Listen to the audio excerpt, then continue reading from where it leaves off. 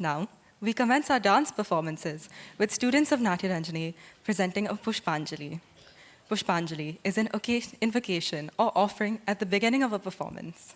This term, Pushpanjali, translates to flower offering, symbolizing devotion and respect towards the deity.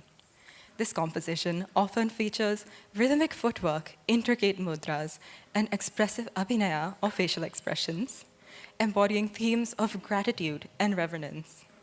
Today's Pushpanjali is set to Ragam Arabhi, Adi Talam, and is composed by Dr. M. Balamurali Krishna.